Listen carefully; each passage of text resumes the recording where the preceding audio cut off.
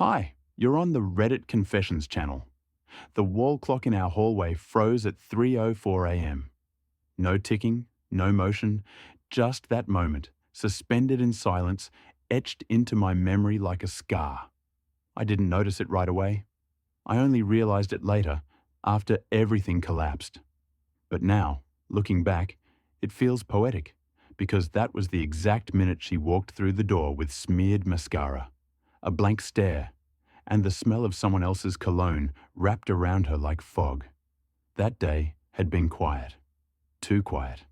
She didn't text me, not once. Not even a sarcastic meme or a tired, working late again. I sat in our kitchen, scrolling through my phone with the screen brightness turned down low, listening to the hum of the fridge like it might offer answers. It was our anniversary. I didn't remind her. She'd said the week before that she was too busy to remember every little thing. So I decided to test that theory. Not to be petty, not to trap her. I just wanted to know. At 7:46 p.m., I lit a candle at the table. Just one. I didn't cook, didn't try to make anything special. I just sat there in silence, watching the wax melt and wondering how love turns invisible. By 11, the candle had burned out. By midnight, the wine I poured for two was still untouched, except by me. By 1:30, I wasn't angry. I was hollow. And then came 3:04. I heard the keys hit the door like she was surprised they worked. She didn't rush in. She didn't apologize. She didn't even look at me. She just sighed, kicked off her heels, and mumbled it. I had more important things. Those 4 words. As if I were a chore she had to remember to resent.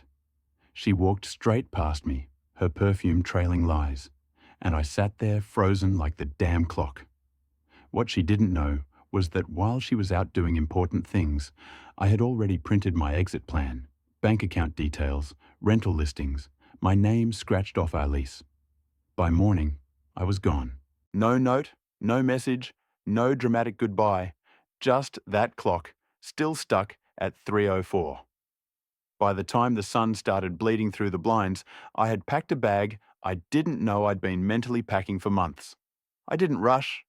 I folded my clothes like I always do. Boring, deliberate, quiet. No theatrics, just fabric and a growing ache in my ribs. I moved through the house like a ghost, noticing things I had ignored for years.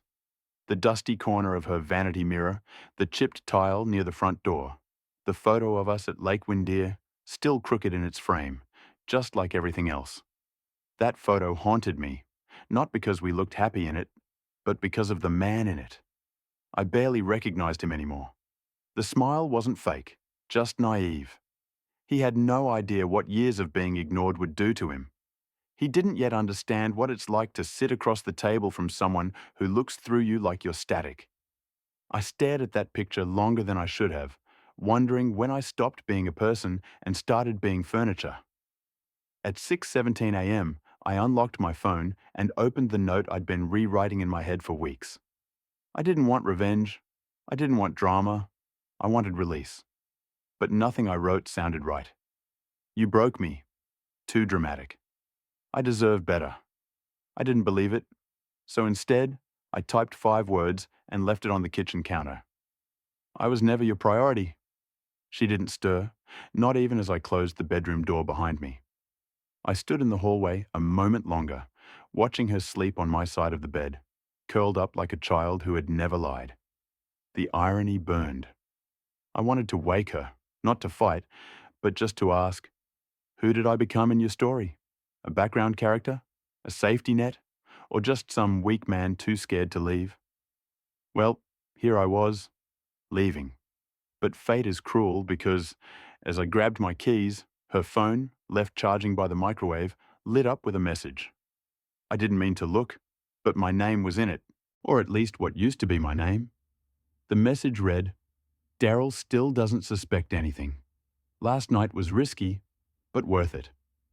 My chest tightened like a vice. I stared at the screen. There was no emoji, no playful tone, just blunt, unapologetic words. I opened the message thread without thinking. The contact name was Work lunch fork knife with plate. Cowardly, lazy, transparent, and there it was. Weeks of messages, some suggestive, some cruel, and one photo, a blurry one, taken at the bar I once proposed to her in. She was laughing, her hand on another man's knee. My gut twisted like a bad dream, except I wasn't waking up. So much made sense now. The distant look in her eyes, the sudden interest in Pilates at 8 p.m., the perfume she never used to wear. I didn't cry. I didn't scream. I just changed. In that instant, something cracked inside me, and I wasn't sure if it was the end of love or just the final illusion snapping in two. I took one last look at the kitchen, the place where I once imagined a family, a future, a forever, and I walked out, not knowing where I'd go, only knowing I wouldn't come back. But the story doesn't end there, because when someone thinks you're weak, they never expect what comes next. By noon that day, I was holed up in a small roadside motel 2 towns away, the kind with peeling floral curtains and a TV bolted to the dresser. I hadn't slept, I hadn't eaten. I just sat on the edge of the bed, staring at my phone like it might explode. I kept waiting for it to light up, for her name to pop up, a call, a message, something, but nothing came. She didn't call. She posted. I hadn't unfollowed her yet. I don't even know why I checked. Maybe I hoped she'd be broken. Maybe I needed to see regret. But instead, I saw a boomerang of her clinking wine glasses with some co-workers. Her caption reading, "Nothing more refreshing than cutting off what no longer serves you, chuck nail polish. No mention of me, no anniversary, just vibes, lipstick, and fake freedom." And in the background, half obscured, was a man's hand. Familiar, tanned. A tiny tattoo near the wrist. I zoomed in. My throat dried up. That same tattoo was in the blurry bar photo I found on her phone. That was him. That was Beau. I gripped the phone so hard I thought I'd crack it. Not because she moved on. That part didn't even surprise me anymore, but because she was never even there. Not mentally, not emotionally. She'd left our marriage long before I ever packed my bag. By 3 p.m., I opened my email. I don't know what I was expecting. Maybe something from her. Instead, I found an unread message from our shared financial advisor. It was titled, "Joint Investment Account Access Change." I blinked. I clicked. The message said she had changed the security questions and removed my contact as secondary. My name gone. She didn't just cheat emotionally. She was scrubbing me from the books. I felt stupid. Beyond stupid. I had trusted her with everything. Accounts, passwords, documents. She used my trust like wallpaper.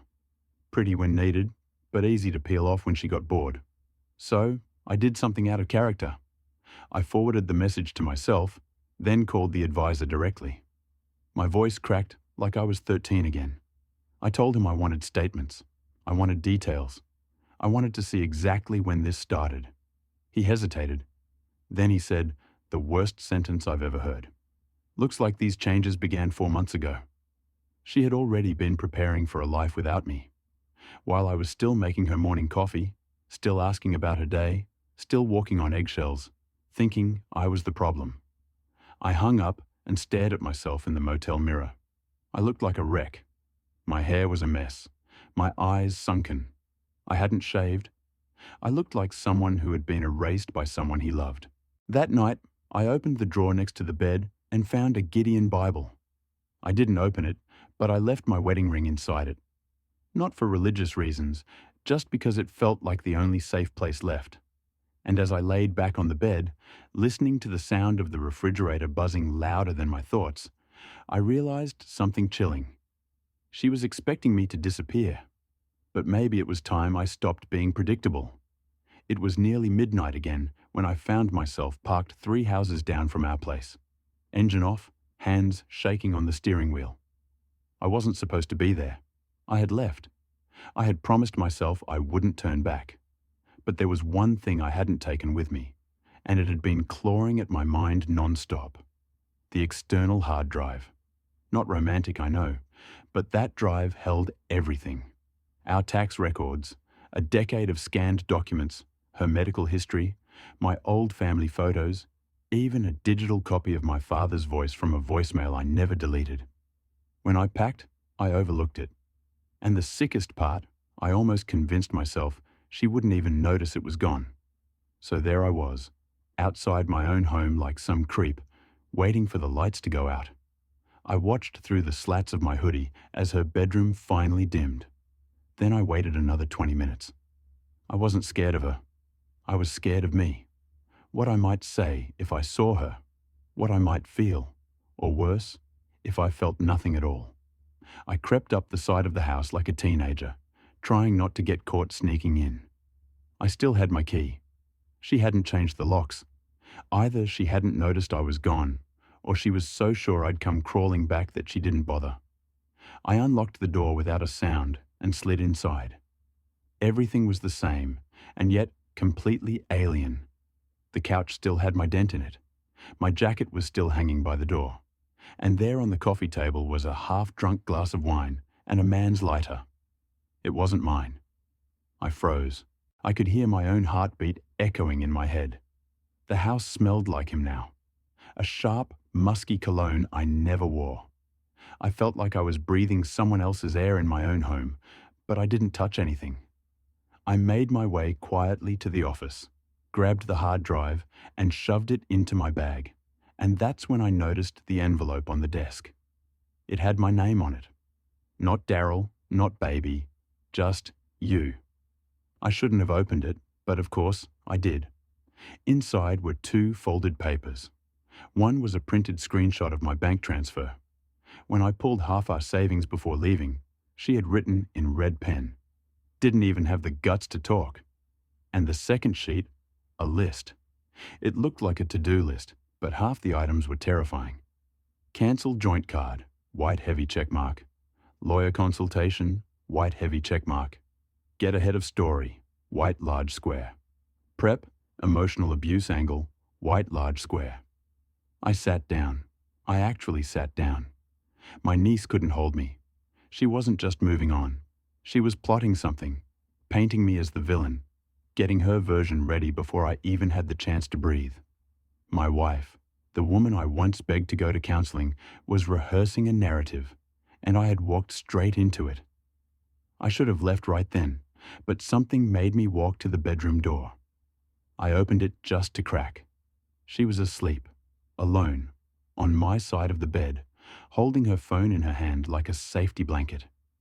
Even in sleep, she looked distant, cold. I wondered who she was texting before her eyes shut. I didn't wake her. I just whispered the most honest thing I'd ever said in our entire marriage. You win. Then I left. This time, I locked the door from the outside. I didn't sleep that night. I drove aimlessly through the outskirts of town with no GPS, no destination, just headlights cutting through the dark, and my mind spinning in circles. Every time I blinked, I saw that list again. Emotional abuse angle circled in ink like a punchline to a joke where I was the clown. She was getting ahead of the story. And what was my story? What would I even say? My wife cheated and made me feel like wallpaper. Who would care? At a gas station near Pine Hollow, I parked and sat in the car for nearly 40 minutes.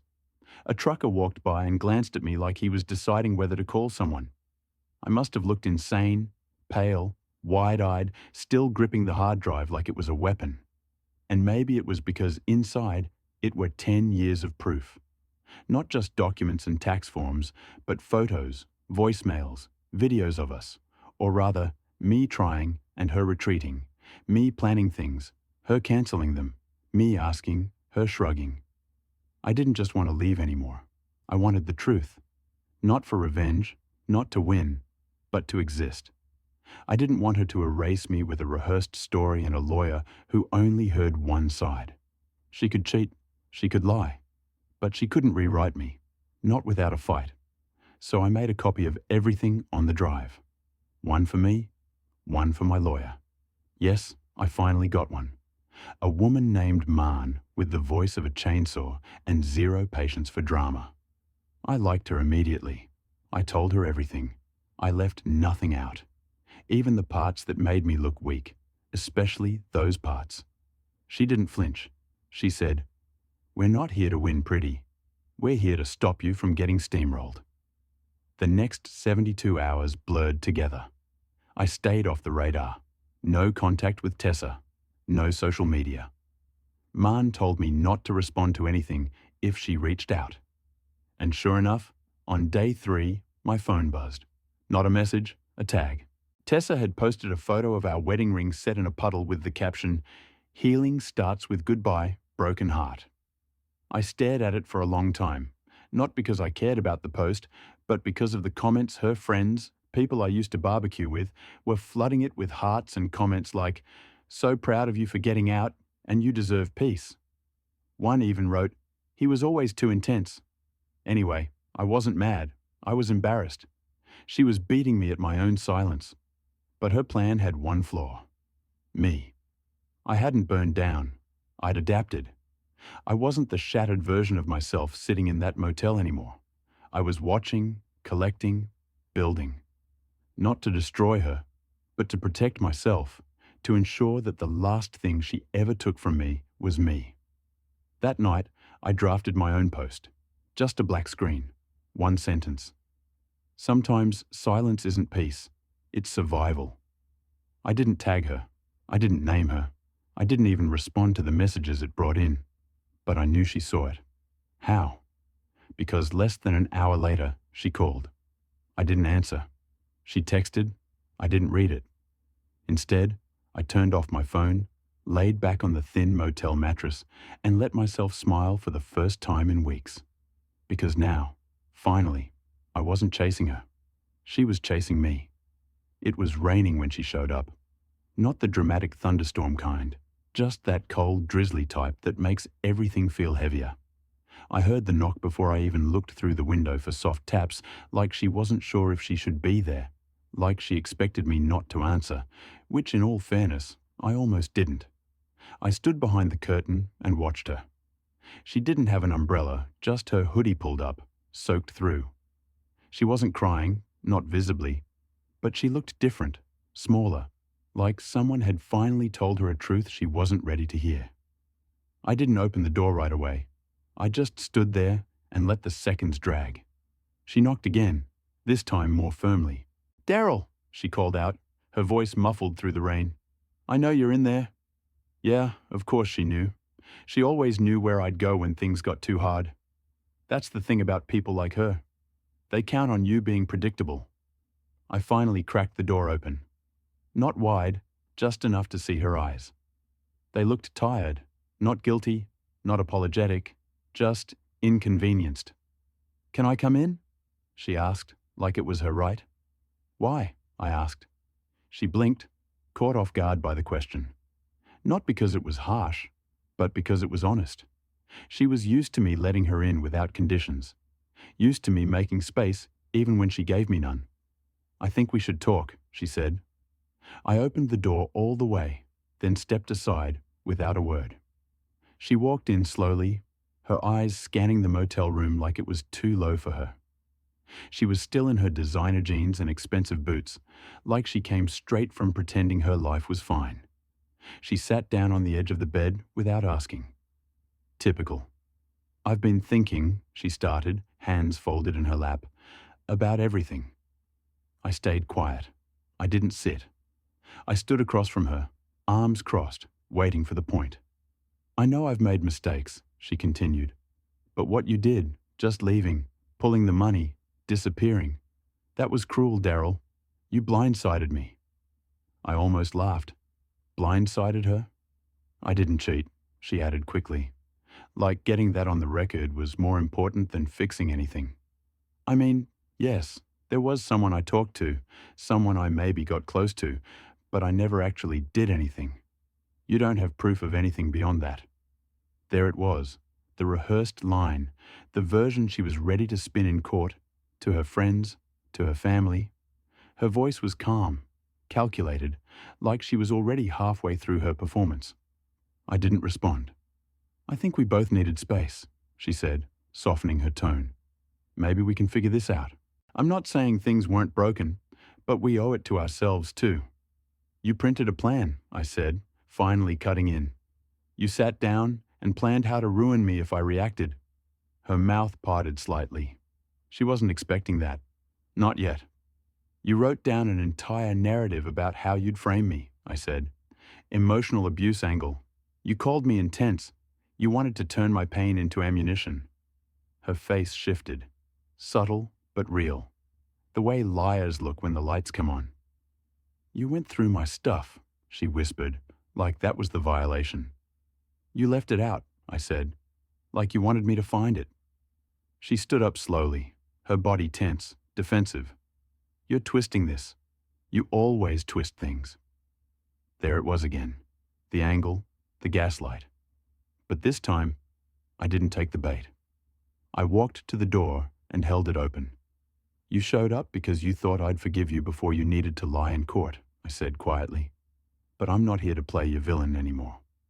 She didn't move. For a second, I thought she might yell, cry, beg. But no. She picked up her bag, adjusted her wet hoodie, and walked out like she was the one being wronged. I closed the door behind her. I didn't cry. I didn't shake. I felt peace for the first time in years. The second time she came, she didn't knock. I was returning from the corner store with a coffee I didn't even want when I saw her car parked just outside the motel. Her window was cracked. She was leaning back in the driver's seat like she was on some stakeout. But this wasn't a spy movie. This was my life. And apparently, she still thought she was the director. I didn't walk over. I just stared. She noticed me after a few seconds and stepped out, slamming the door a little too hard for someone who claimed she came just to talk. Her expression wasn't soft this time. It wasn't pleading. It was smug, almost amused. Is this seriously how you're living? She said, looking around like she just stepped into a garbage dump. You're hiding in a motel like some rejected soap opera character. I stayed silent. Not because I didn't have words. God, I had 1,000, but because I knew what this was. She wasn't here for closure. She was here for control. She was used to winning. And my silence was the first thing she hadn't figured out how to beat. When she realized I wasn't biting, her tone changed. You're really going to throw away everything over... What? A few texts? You're not even giving me a chance to explain to fix this? You already fixed it, I said. You fixed it when you wrote my name out of your future 4 months ago. She laughed. Actually laughed. A short, bitter sound that didn't belong to the woman I used to know. So what? Now you're the victim. Is that the story you're going with? Because I've got my own version, and people are already listening. That sentence hit like a slap. Not because of what it meant, but because of how casually she said it. Like it was a chess move, and she was daring me to play. I finally stepped closer, close enough to look her dead in the eyes. You can post your story. You can write your version in glitter pens and call it poetry, but the truth doesn't need an audience. She crossed her arms, jaw tight. You've always been dramatic, Daryl. You just hide it under that sad puppy act. You think you're deep, but really, you're just exhausting. And there it was, the raw truth, not about me, but about how she always saw me. A placeholder, a backup plan, a man she could outtalk, outwit, and outlast. Someone who would always crumble under guilt while she rewrote history. She turned to leave, but paused. You should know something, she said, her voice low. Bo, that wasn't just some random guy. He's my boss. You leaking anything messy could cost him more than me. So, just think before you try to make this ugly. I didn't reply. I didn't flinch. I just stood there and watched her walk away again. Only this time, it didn't hurt. She wasn't a mystery anymore. She was just a person who traded decency for control and lost both in the process. When she drove off, I walked back into my room, shut the door, and opened the laptop. Not to fight her online, not to smear her, but to upload everything I had. Records, emails, screenshots, to a secure folder my lawyer could access in case she tried anything stupid. I wasn't planning war, but I wasn't laying down either. Because people like her don't come back to fix things. They come back to rewrite them, and I was done being edited. 3 weeks later, I walked past our old house. I didn't plan to. It was one of those accidental detours where your feet move faster than your brain. The blinds were drawn. The grass was taller than it used to be. Her car wasn't in the driveway. For a second, I wondered if she moved out, or if the house finally felt empty without someone to dismiss. I stood across the street for a while, not hiding, just observing. And you know what I realized? I didn't feel hate, not even bitterness, just stillness, like I had finally stepped out of the noise and closed the door behind me. My lawyer called that same day. The paperwork was finalized. Everything split, clean, simple. No courtroom showdown, no dramatic fights. Turns out when you stop begging to be seen, people lose their power to manipulate you. I found a small place near the water. Nothing fancy, just a one-bedroom with a crooked balcony and a landlord who remembers your name. I started drawing again. Nothing professional, just pencil sketches of quiet things, trees, hands, keys. I even sketched that broken wall clock from our hallway, frozen forever at 3:04 a.m. I pinned it to the wall as a reminder. That was the last minute I tolerated less than I deserved. One evening, I got an email. No subject line, no greeting, just 2 sentences. I wish you would have fought for me. I didn't think you'd actually leave. I stared at it for a while. Not because I wanted her back. I didn't, but because for the first time, she saw me not as an option, but as someone who had a choice. I didn't reply. Some things don't deserve closure. Some endings are the closure. Instead, I poured myself a cup of coffee, stepped out onto my crooked balcony, and let the quiet in. Not the silence of resentment, not the silence of betrayal, but the silence of peace. For the first time in years, I wasn't surviving around someone else's chaos. I was building something of my own. Not because I proved her wrong, but because I finally stopped trying to prove I was enough. Thanks for staying with me until the very end of this journey.